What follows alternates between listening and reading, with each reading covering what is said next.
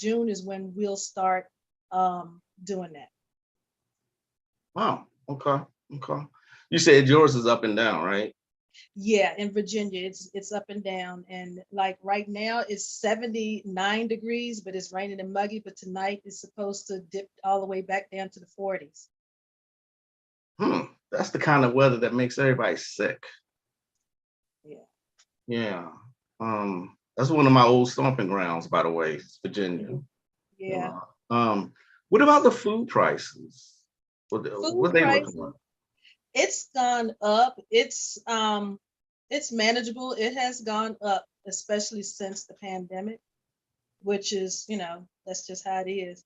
But it's not too bad. We do have still a lot of people here who still prefers to do their own vegetable gardens in their backyard. We still have a lot of that here. Okay. All right. So, for those who do not know, first of all, how'd you come up with that name, Elegant Green? Because you don't look like anybody's grandmother to me. Okay, well, I'm actually 53, Okay. Okay. and how I came up with that name was, all right, so I think he's somewhere in his 20s now, but I have a godson Okay. who was born with a deformity in his mouth. And at a year old, we just connected. It's just like when we first met, I grew up with his father and I hadn't seen him or his wife in a while. And when I saw them again, this son that was named after him was about to be a year old. He was 9 months and we immediately connected. Just connected. And Mhm. he kept trying to say granny. Well, he kept trying to say godmom. He couldn't say it because of this deformity of his mouth. Right. So he kept saying whammy. And then as he developed more, it became granny. And then it just took off from there. Well, Elegant Granny started when in 2011, I decided I wanted to start a blog. And so I didn't know what to call it. The name I was going to call it, someone else had that name. So I just picked up elegant because I looked at everything around the house and I looked at my style. And my style at the time was elegant and classic at the time. So I just said elegant granny and it just stuck. And Just I used that name first as a blogger. Then I became involved with an entertainment company in my town called Kenius Entertainment as a poet. So I went around, I was a poet, okay. and then I was also a motivational speaker. So I was invited to do speaking because, I love to talk. So and that was the name that everybody it just caught on. Okay. So One yeah, of those. Okay.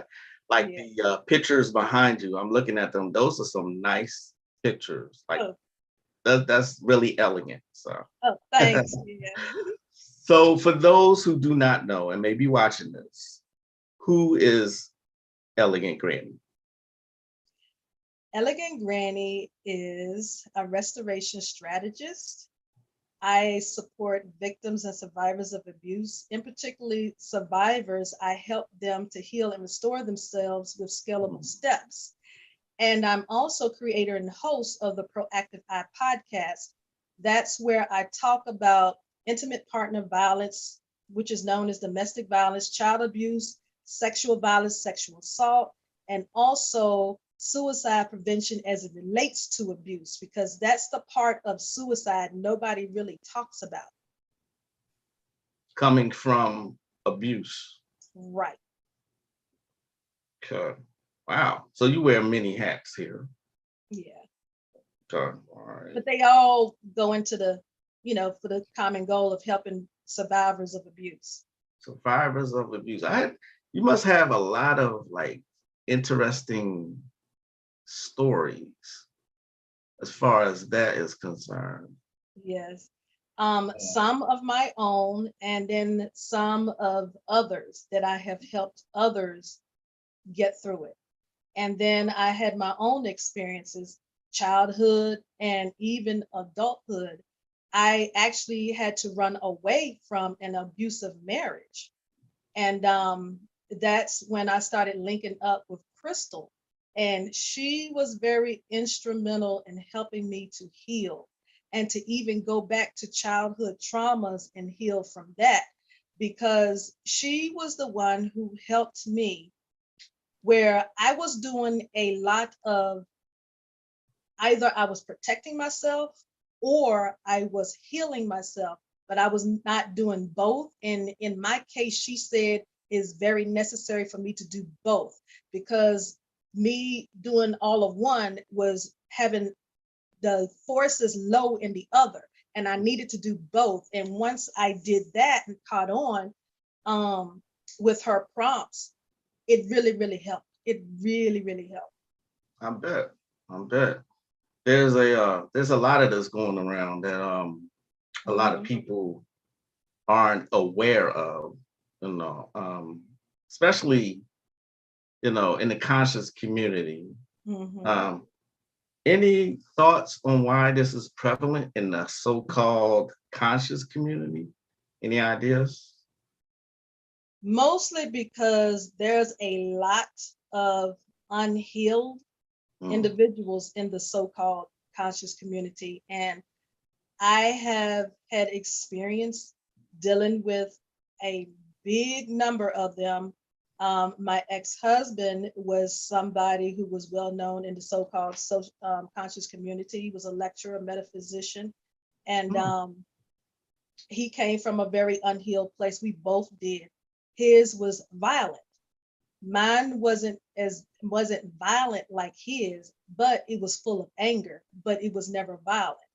I still came from a healing place, and there were parts of that because he was so wounded, he wounded that part too.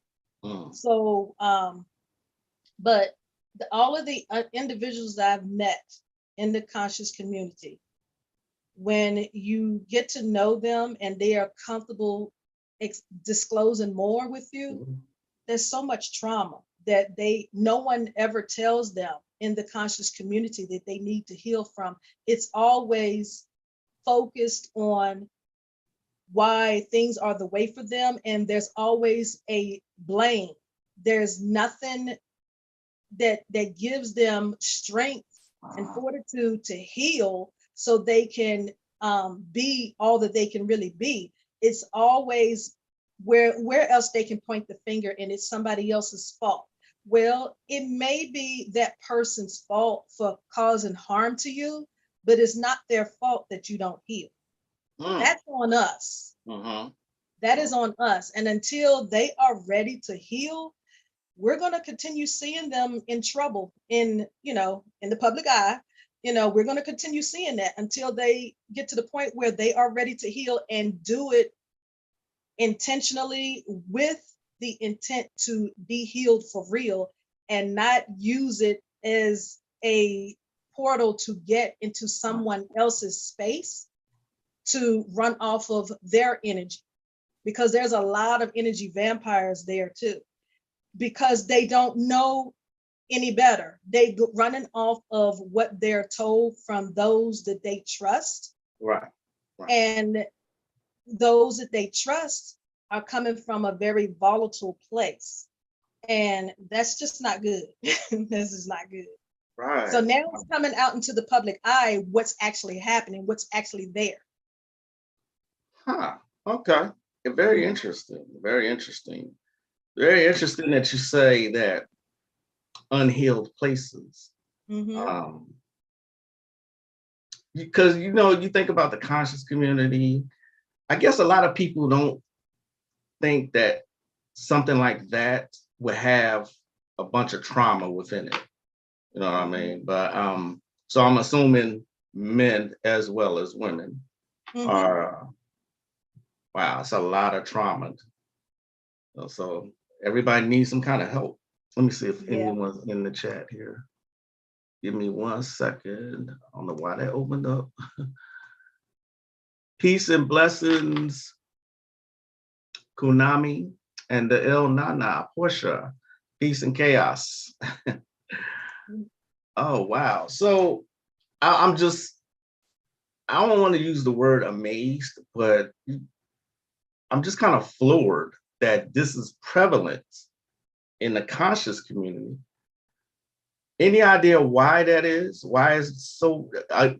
Maybe I asked that already, but yeah, I'm floored that this happens within the conscious community, men and women.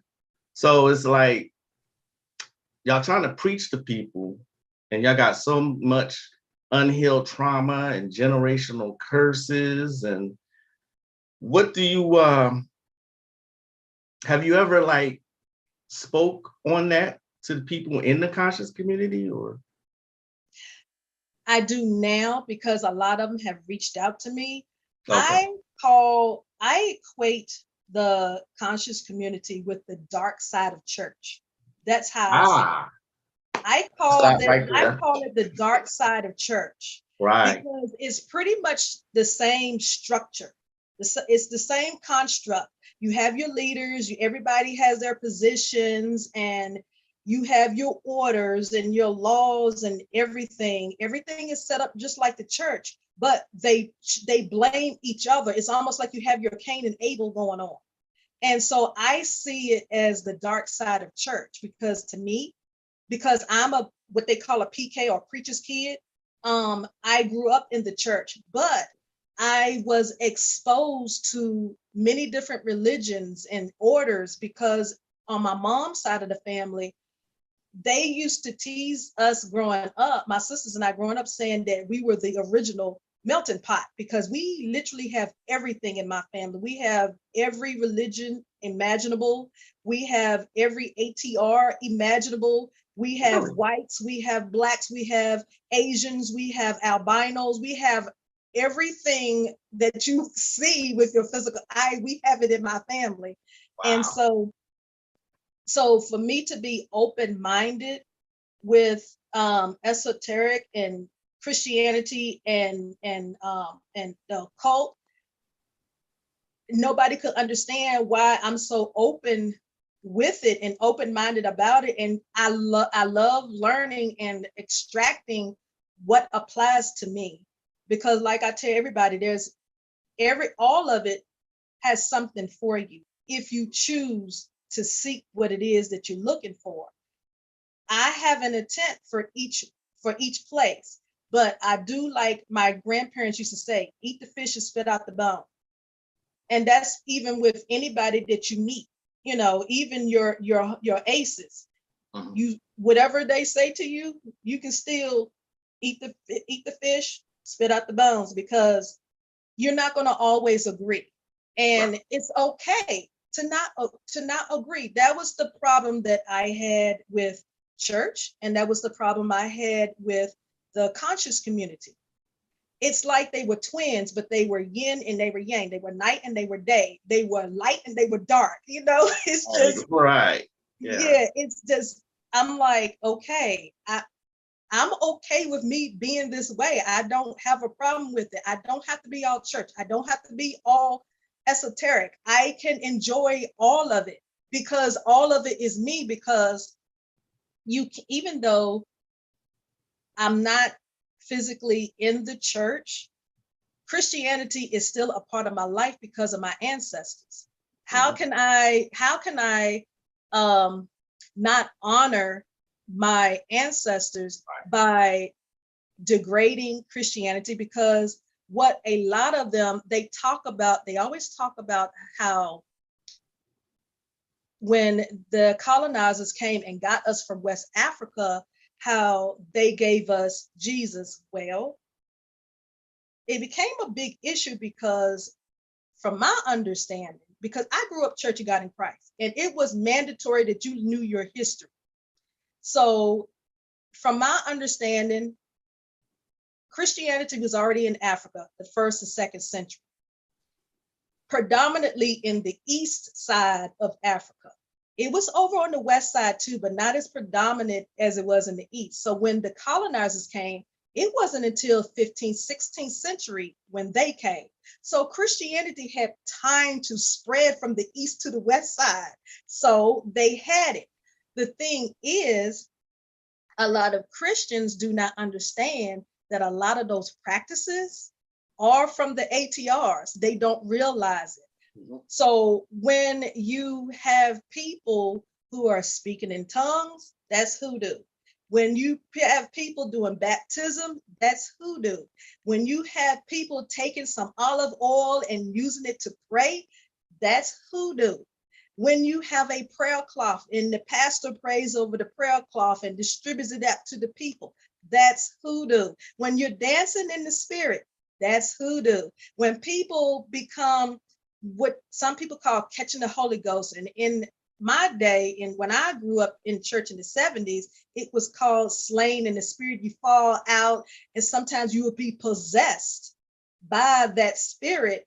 And what happened was, see, this is something that they don't realize that came from hoodoo either. When somebody would do that, one of the altar workers would come and cover you with a cloth.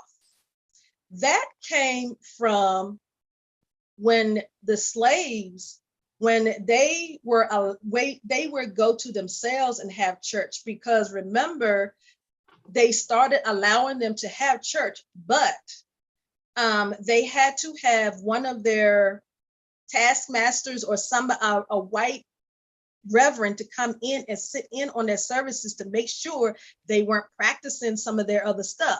Well, when that man would leave and they would go into among themselves and be among, they would still carry on with the ring shout, which is called dancing in the spirit now, or praise break. That the reason why they would cover them with a cloth is because they wanted the taskmaster or the master to think that that person was asleep. Because if they knew that they were being possessed, that was a problem. Yeah, That yeah, was a yeah. problem. So that's where putting cloths on people in the church when they fall out came from. They Okay. don't realize that that's where all that come from. So because all right, my mother, whenever I would ask her a question, it was always go look it up. She would never answer me. It was always look it up. Well, Oh, growing up in the 70s, there was no access to the internet, Wi-Fi, computer, none of that. So all we had back then was encyclopedias, and we had word of mouth from our elders. That was it. That's all we had. So it took, when you did research back then, you put in the work. It ain't like you can go to Google and put, or Yahoo and put something in and come up in a few seconds. No, you had to really put in the work. And so a lot of my knowledge come from is because my mother always told me, go look it up. And she had plenty of books all the way around the house. So there was no need, no reason that I didn't gain knowledge on stuff. Now, if I read something and didn't understand it, then we would have a conversation. That was the only time she was willing to talk, but I had to do my due diligence first. wow, that was a lot. Thank you for that. Yeah, I don't think, like you said, who does have elements of Catholicism, and a lot of people still don't know that. So thanks for breaking that part there. Mhm. I do appreciate that.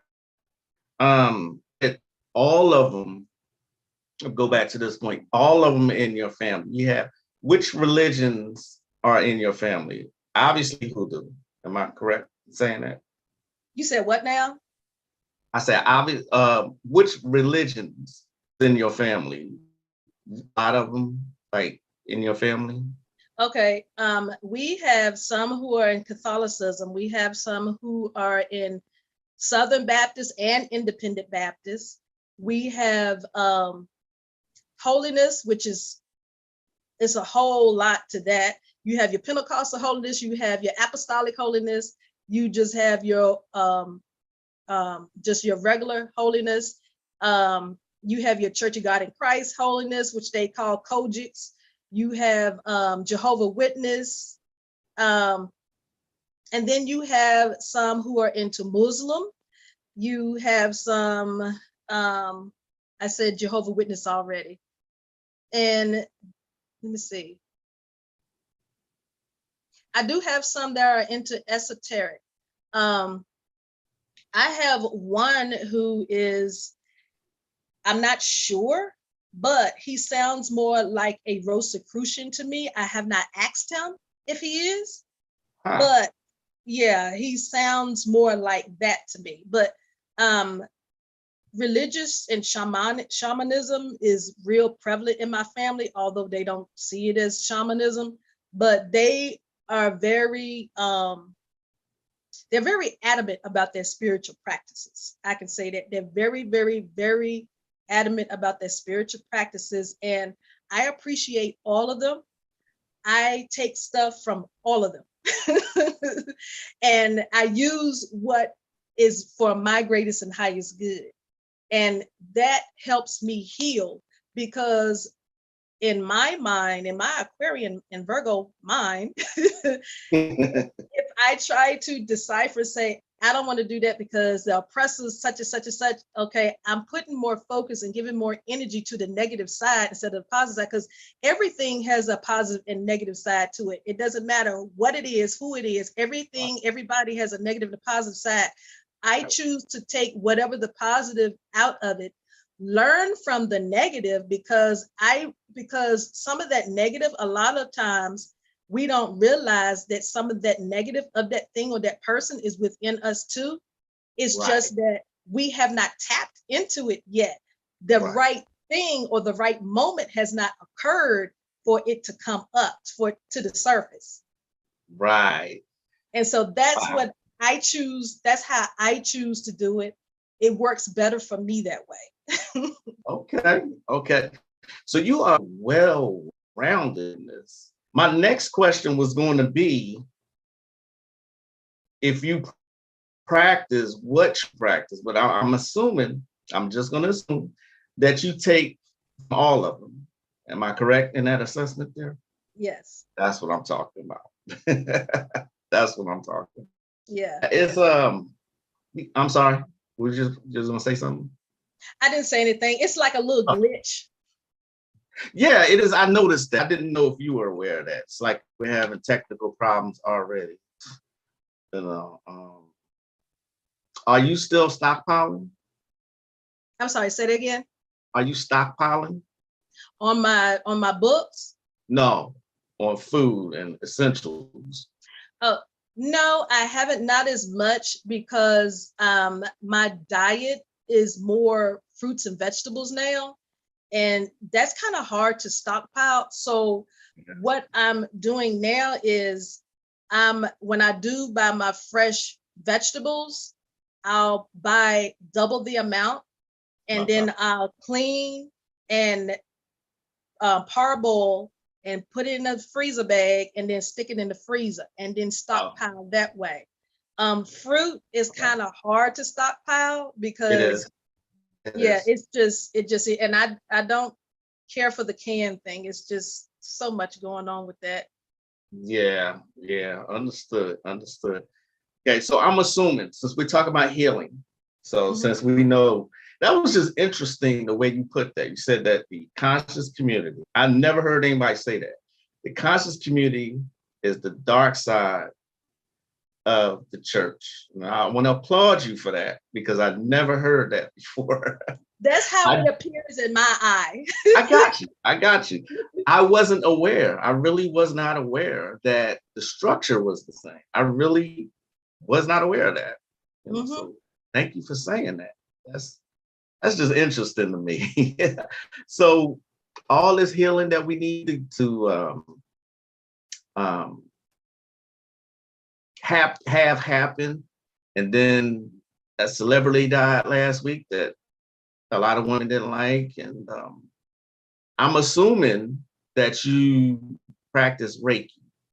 Is that one of your practices? Yes. Yeah. How long have you been practicing Reiki? Tell us a little bit about that. Okay. As a practitioner, I started 2020, but I didn't realize that I had been doing Reiki as a while I was in nursing all those years. Some of the things that I learned in Reiki, I'm like, I've been doing this for all those years and just never knew. Just Right. never knew that that's what I Okay. was doing. But I'm glad that I went ahead and I was attuned by Crystal. She gave me my level 1 and level 2.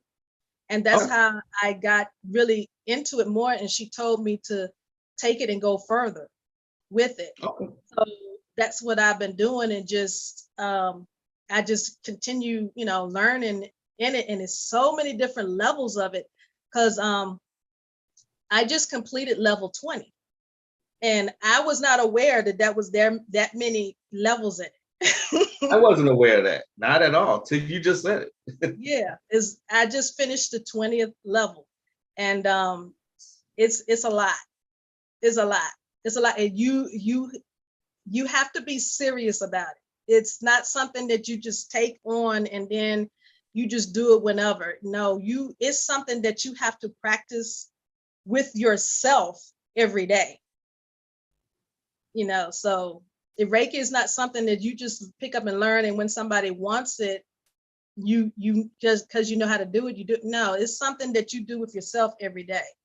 And from everybody that I learned from, it's important. They always say in your day, we're doing self Reiki to yourself every day before you go to sleep, because you still have to take off everything that has been put on to you, even energetically. So even if you do a cleansing bath, because you have this extra that you are aware of, to go in to make sure that you're aligned before you go to sleep, because as we know, we do a lot of manifesting subconsciously.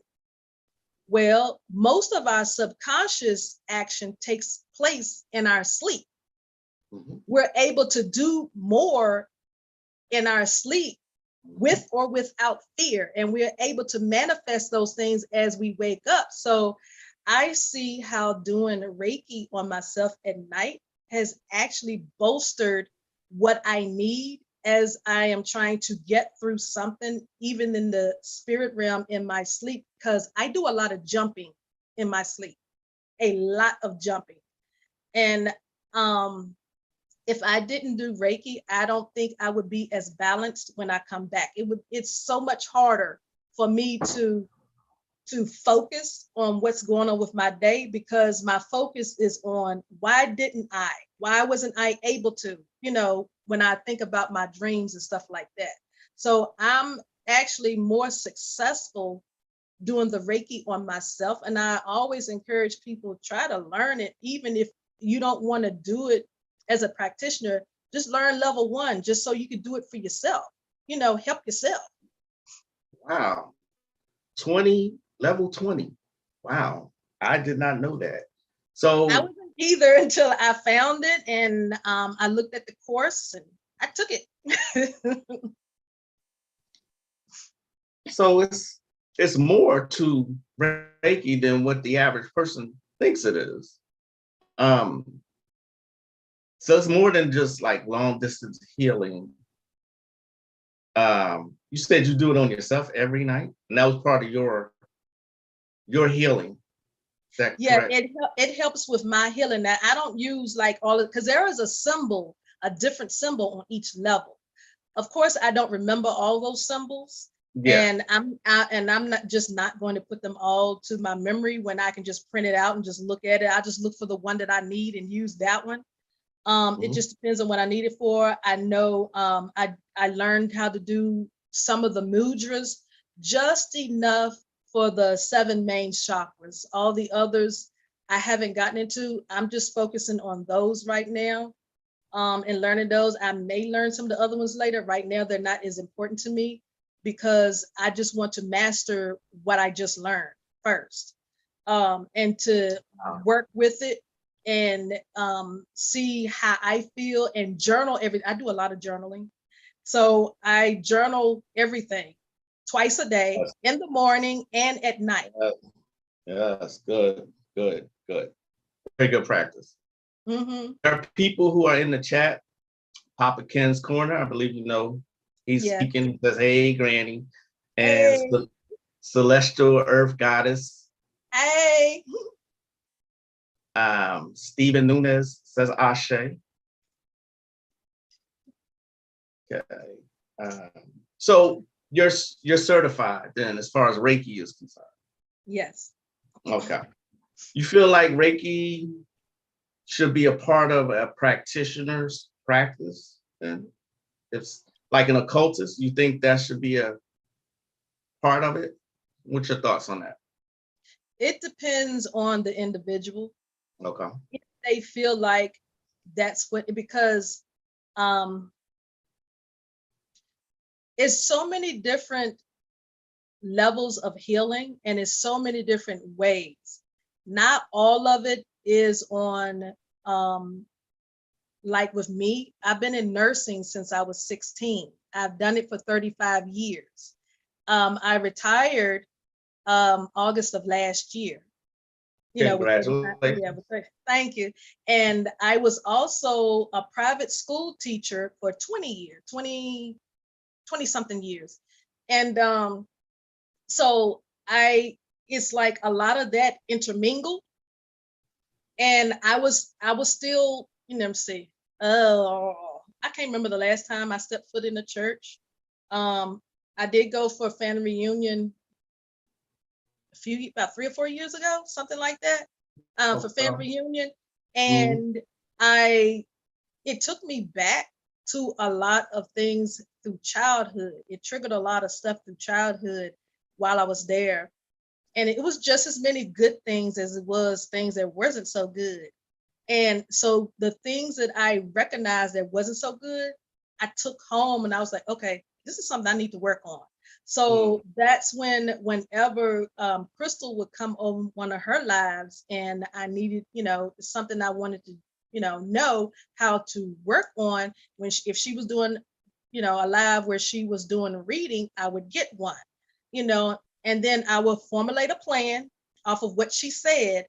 And sometimes I would go back to the replay, look at the replay, and, like, okay, I write down as many notes as I can, try to get down everything she said. Then I would actually come up with a strategic plan, because that became my plan of action. Because everybody needs a plan of action. It's hard to heal if you don't have a plan of action. Another thing for a plan of action is if you are someone who gets triggered easy, what are you going to do? You need a plan of action for that.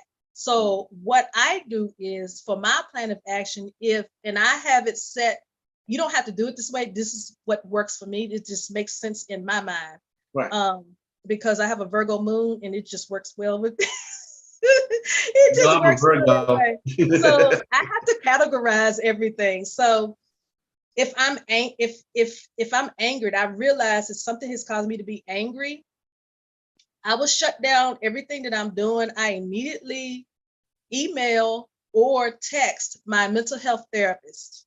That's the first thing I do.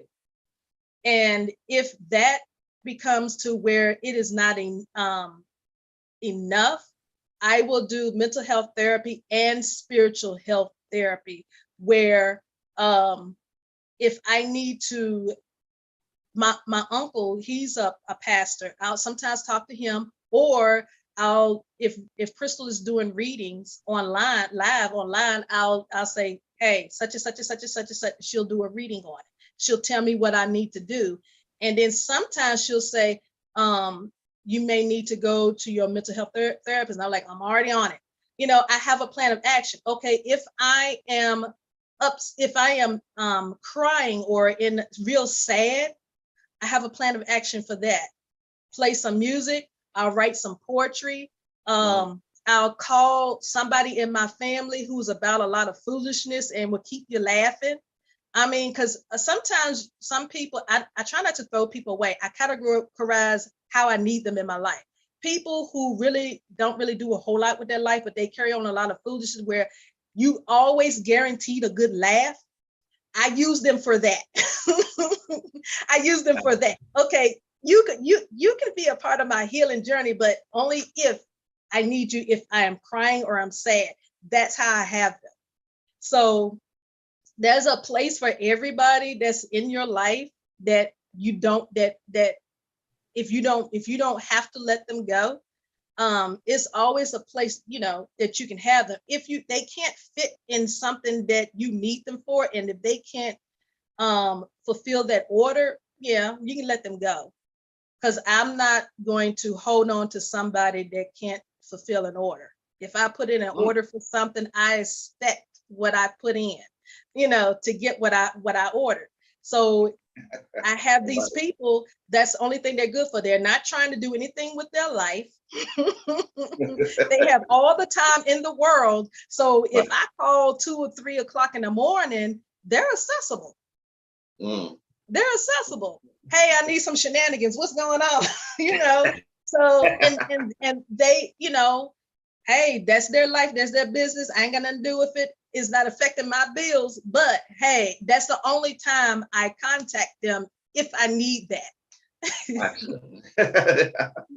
Wow, words of wisdom. I would like to share or exchange poetry sometimes, which I was a poet myself. So we can do that through email. I think my specialty may be erotic poetry, but I've written on every subject. But this is interesting that you're saying you have a plan of action for everything. We're in the middle of a retrograde right now. Do you have a plan of action for that? Stay my Black behind at home.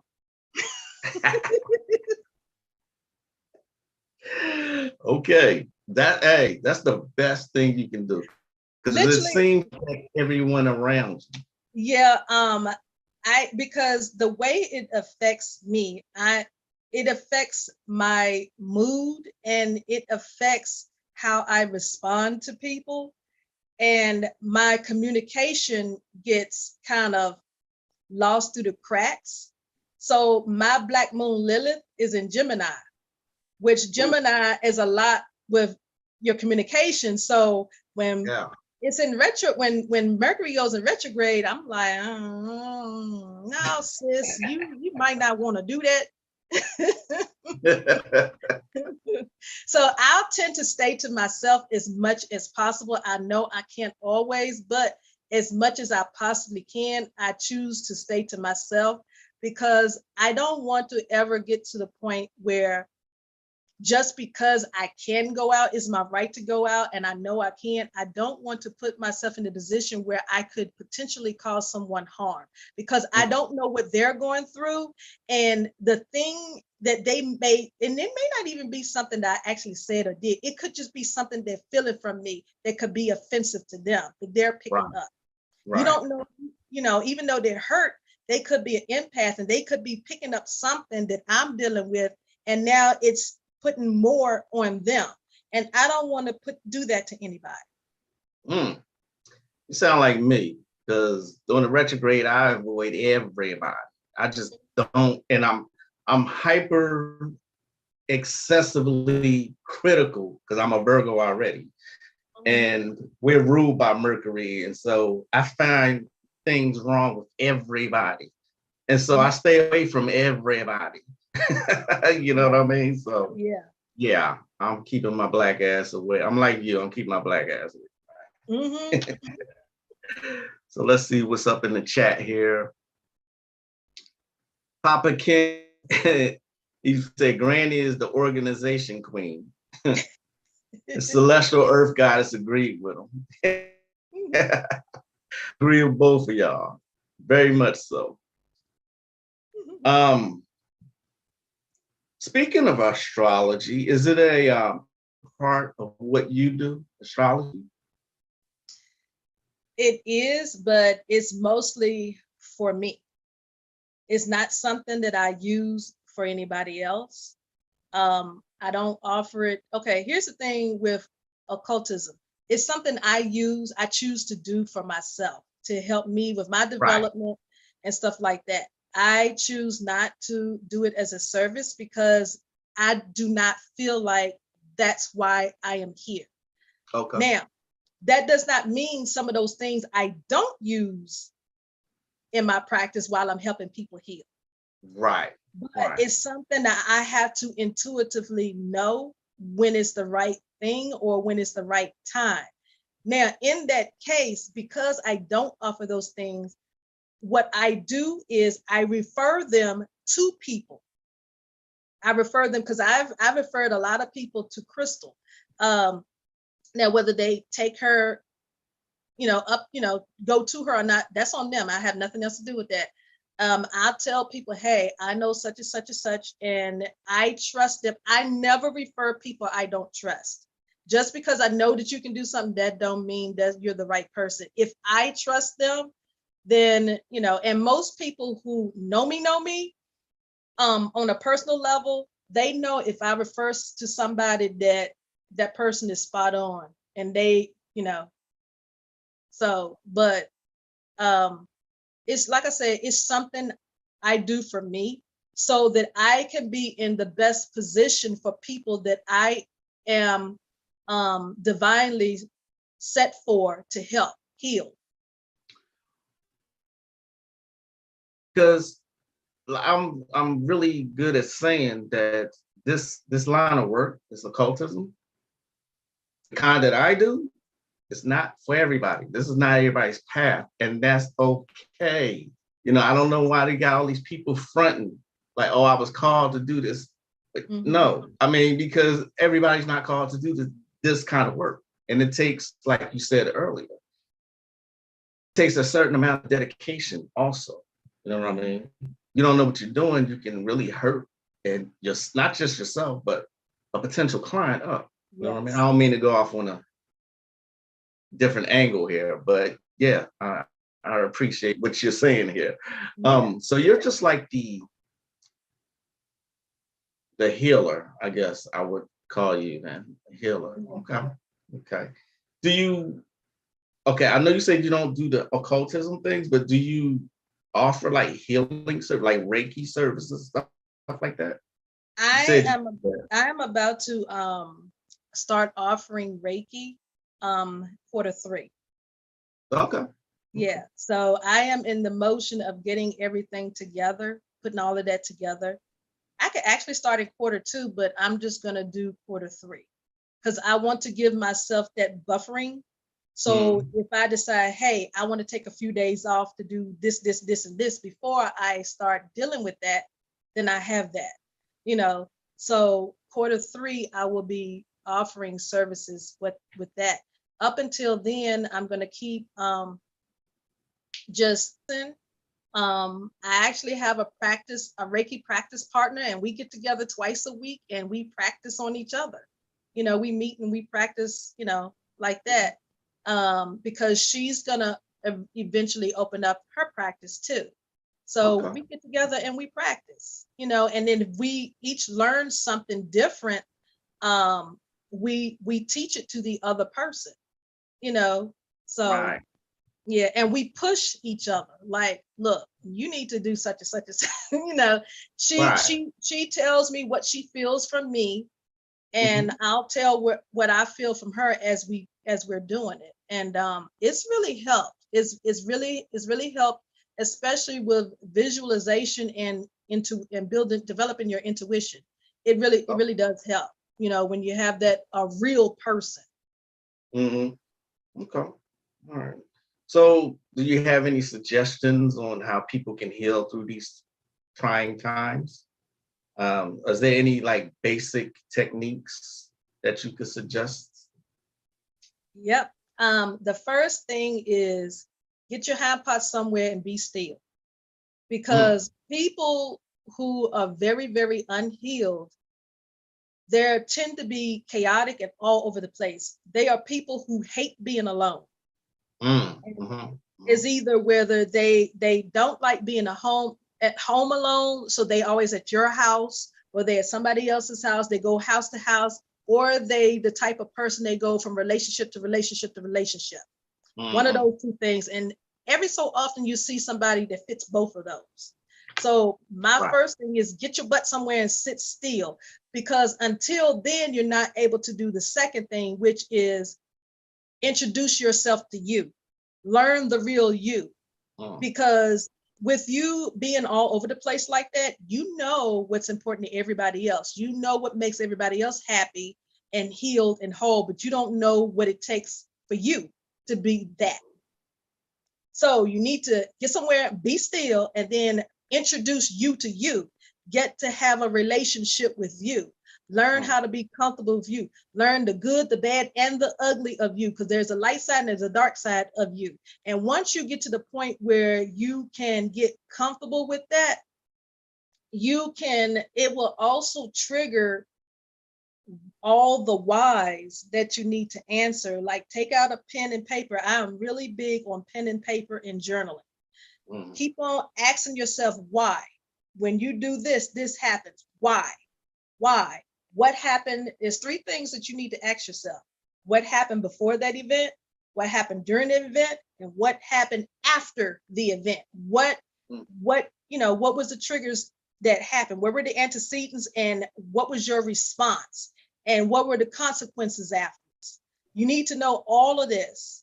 Now, once you get to in the groove of that being a routine, doing those two things, then you're able to choose and know what's right for you to be healed, whether it's Reiki, whether it's venerating your ancestors, whether it's venerating Orishas, or however you want to do it, whether it's prayer, whether it's reading the Bible, your Quran, whatever it is, because everybody's modality is going to be different.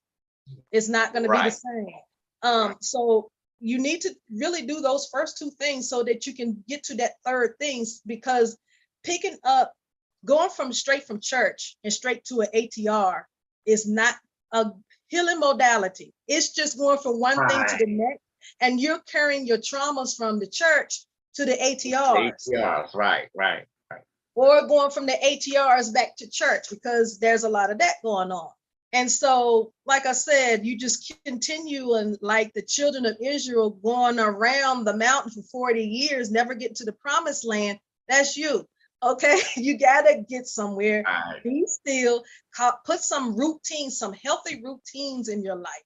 Like for me, I remember Crystal was talking to me one time. She was saying, I took a class, and she for homework, we had to give her an outline of our spiritual routine.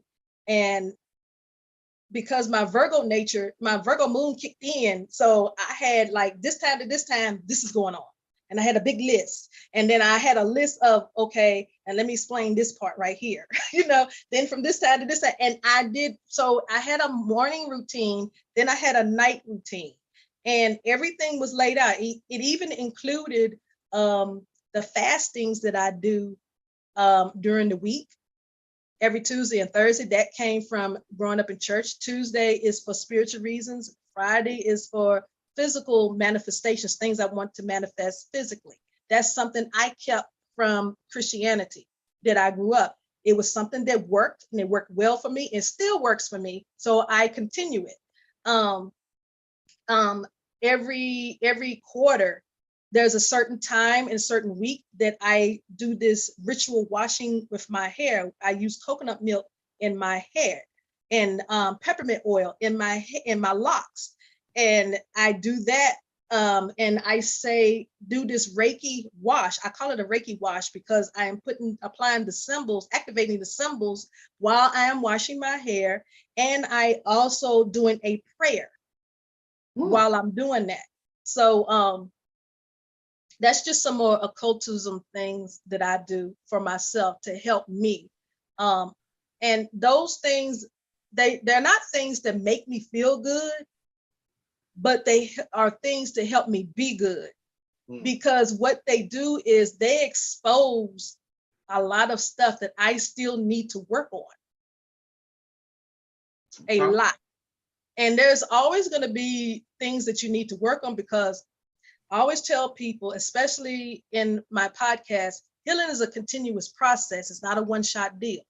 You can't just, now in the church, they taught us, you just come in, you ask God to heal you, and you can just be healed like that. It don't work like that. It's never worked for me like that. It may have worked for somebody like that. I can't say that it don't work. It has never worked for me that way. Okay. For me, I'm the type of person, I can't skip steps.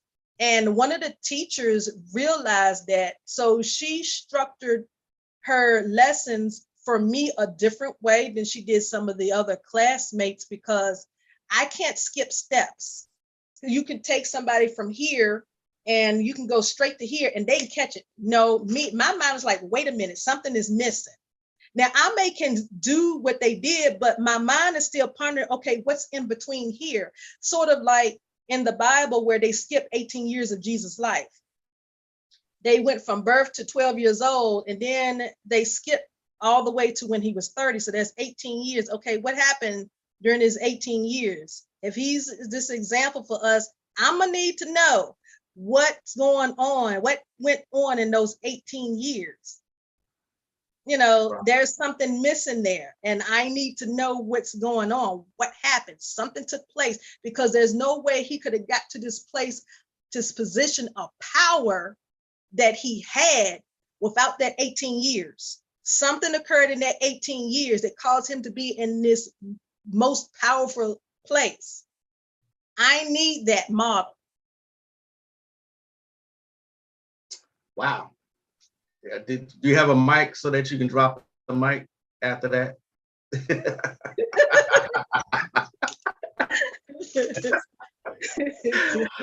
Wow, good stuff. Good stuff. All right. Do you think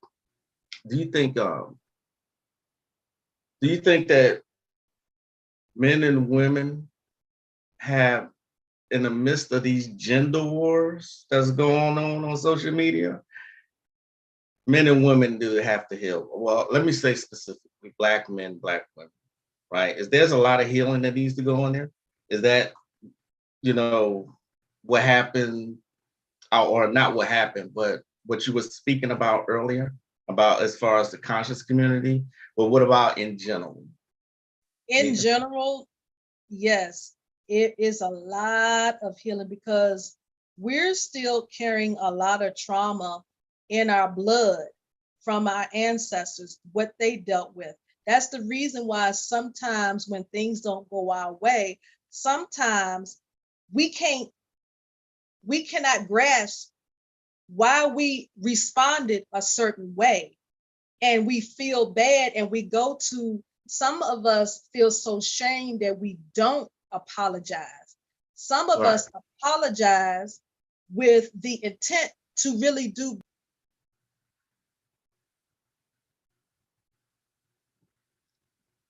The sound went out. Something happened. The sound went out first. Whatever you said last, I didn't hear. Oh, okay. I'm sorry. I forgot what I was talking about.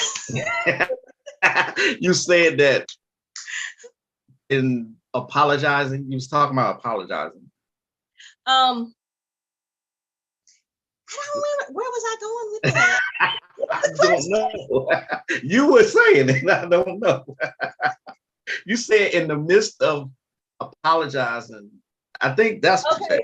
Yeah. I think I remember what the question is. Do we need healing? Because yes, sometimes we carry things that from our ancestors that we don't realize that we're carrying. There are some of us who apologize with the intent to do better, but we don't understand what it takes to be better. We just don't understand that. And then some of us understand what it takes to be better, but how to continue the momentum of doing that. Some of that is, yes, we went through that, but we can't put the blame that we're still there. We cannot put whoever the oppressors were. We have a lot of power now. We are at the place now where we have way too much accessible to us to keep pointing blame. Because 20, 30 years ago, we didn't have the internet and everything to help us. We still had to do everything intuitively and talk to our elders. Okay. When the internet came, that took a lot of that out. We don't go to our elders like we used to with the internet. You can plug in anything and Google and see. I think that took a lot.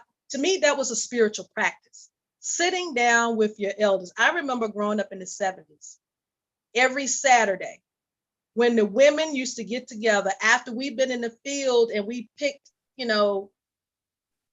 pole beans, the snapper beans, the pole beans, and the potatoes, everything that we was gonna fix for Sunday dinner. You did Sunday dinner on Saturday.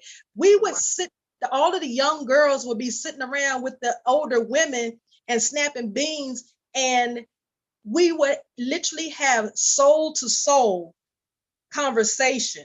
That was Right. true soul food, because everything was coming out, was being released, everything, and healing was going on in that. Now they didn't know everything how to help us heal, because in their day, when they were our age at that time, where we were at that time, it was like you dealt with it, you move on. Well, today, you can, at a push of a button, you can find an answer on Google. You don't have to go to your elders. But the thing is, you miss a strong bond of, I got your back. With Google, there's nobody to have your back. Also with Google, you get so many different answers for the same one question. Yes. And that can be very confusing. Whereas when you were with your elders, everybody, they may have said it differently, but they said the same thing differently. Everybody's language was different. So you picked up on their spirit and their energy, and it melded with yours. And so it was an exchange of energy, because you were giving them youthfulness while they were giving you wisdom. It was an exchange. That was the currency of us. That was our currency. The exchange of energy, exchange of knowledge. And I truly miss those days. I have an aunt, my mom's sister. Every Monday is my day. That's my rest day. And she tries not to call me on Monday because she knows that's my rest day. But every so often she'll call me. I know that she's going to call me. I wait for her to call me, and we have a good conversation about 2 or 3 hours. We both love to talk. She's Libra. And I'm Aquarius with a Virgo moon. So that's all talking right there. And so we're on the phone for 3 hours at the minimum, talking. There's a lot of exchange going on. I learned from her. She learned from me.